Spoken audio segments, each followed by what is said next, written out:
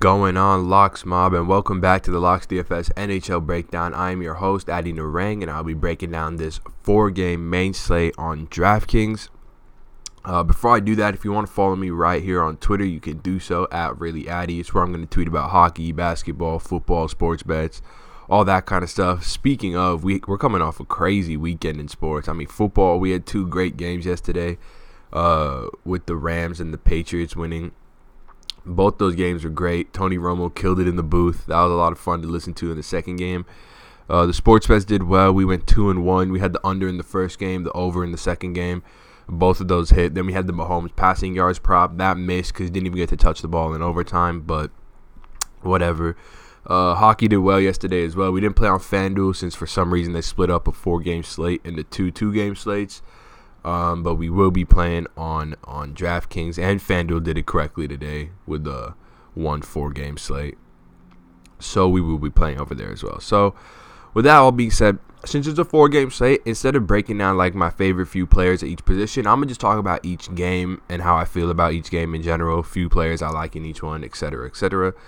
And with that being said, let's start with the first one. So first game, we got Colorado at Nashville. Nashville's been getting a slight bit of the love from Vegas, 50% of bets on each side, yet Nashville has moved from 3 to 3.1. They've gained on the money line from plus 105 to minus 107, so very slight movement. But the main thing is for Colorado, typically Colorado won at home. Anytime that situation arises, I will just totally jam them in.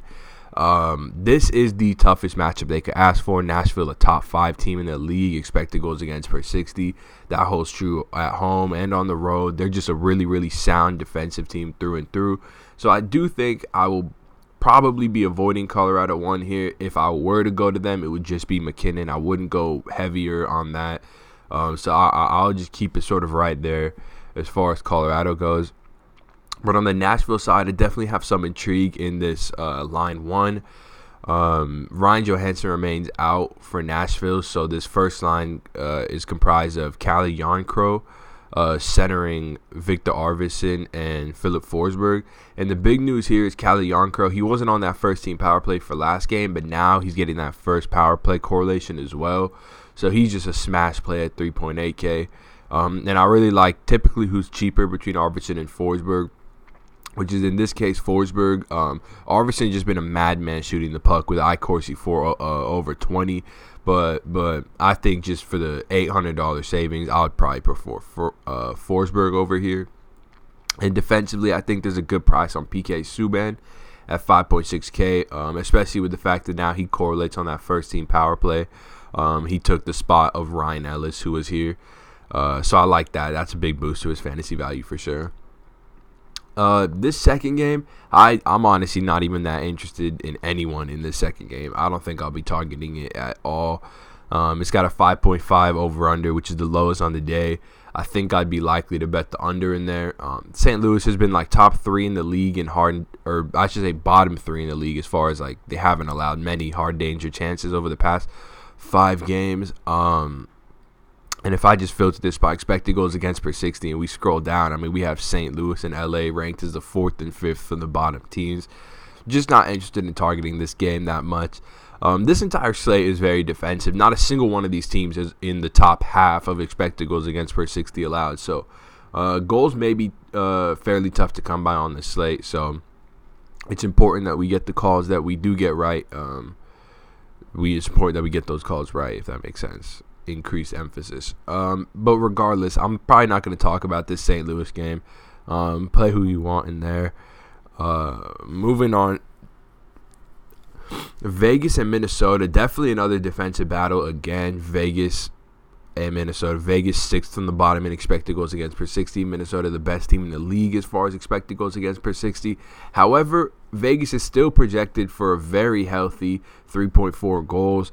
I think that's just because Vegas at home is sort of immune to any sort of good defensive team. I mean, Minnesota in as well as not in Nashville. A team like Nashville, even a team like St. Louis, they're more defensively deep, like through and through. Minnesota's got a couple good defensive lines, like the Koivu line, etc.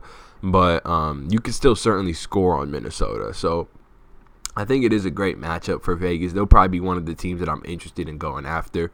I think they're all very reasonably priced, all sort of sub 6K. I think the price on Marchessault is great coming off his hat trick.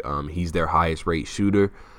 And getting him at home where they'll be able to sort of match him up against the depth lines of Minnesota. He'll probably have a pretty good game. And then moving on to defense for Vegas, here's your free play of the day. I mean, Colin Miller, 3.5K. We were on Colin Miller last game when he still had IR by his name. So we got Colin Miller at incredibly low ownership on both sites. It was awesome. It's not going to be the case like that anymore. Everyone is on him. The public now knows that Colin Miller is underpriced on both sites. But as we've talked about, Minnesota versus defenders, they do give up increased shot rates from the blue line, increased shot rates to defensemen. So that's always a nice boost for Colin Miller. And the fact that he instantly came back, skated 19 minutes, is probably going to push 20, 22 back in that normal range, and got power play one time. That's all you can ask for. So Colin Miller, 3.5K. That's a go for me. The Minnesota side of it, not overly interested. I think this is a good price on some of the guys that have been maintained, like some of the guys who have been good value for Minnesota, like Pontus Aberg. The past couple games has been good value. I think there's another good price on him. He's 3.6K, skating on this third line, which is actually probably my favorite offensive line with Rask, Parise, and Aberg. Aberg also correlates with Parise on that first team power play as well, which is a super big boost to his value. So I think getting him at 3.6K, he is a high rate shooter. That's a really nice play. But aside from that, not too much I'm interested in on Minnesota. And that brings us to our last game, which is my favorite game for fantasy purposes, and Vegas's as well. They've set the over-under at 6.5 on this game.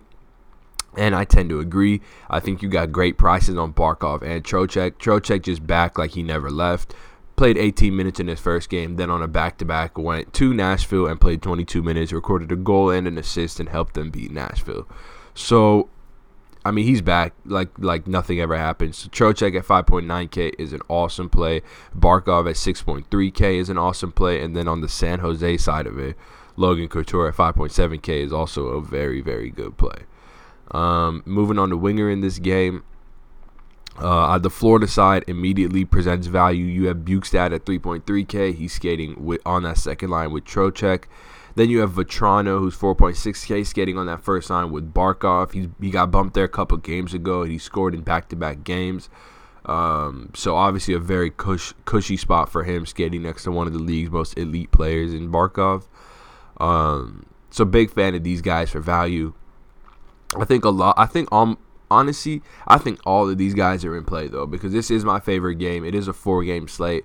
So, I mean, any one of these guys, whatever side you're on of this game, any one of these guys is in play. And I think you want to be mainly overweight on this game as opposed to the rest of them.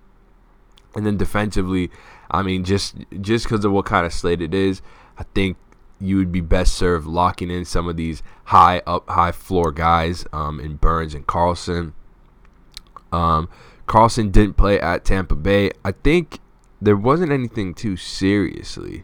I don't think anything got reported on what it was that was ailing him. It is the latest game, so we probably won't get word until after the slate locks. So keep an eye on that. If he sits, Brent Burns becomes not a way better play. He's already an elite play, but becomes a better play.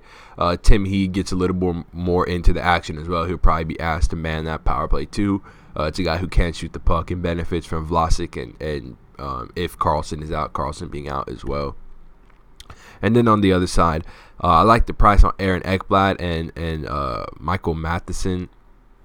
Matheson's a guy that skates, as you can see, like 23 plus minutes, shoots the puck a decent amount, and gets power play 2 runs. So for him to be 3.5K is a real nice steal. A great way to get value on this slate, where value might be kind of tough to come by. But yeah, guys, with that all being said, really appreciate you guys checking out this video. I'm not even going to talk about goalie. Just look at your team, see what players you have, and then play the goalie for that team. Just make sure they're starting, because this video is being recorded kind of early. A lot of those goalies haven't come out yet, so just double check that your goalie's starting, and you'll be good to go. But yeah, with that being said, thanks guys for checking out this video.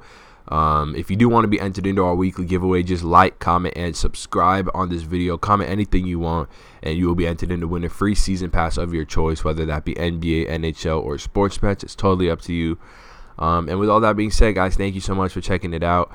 I hope to see you guys tomorrow. I hope you win a ton of money tonight, and I will see you all tomorrow. Peace.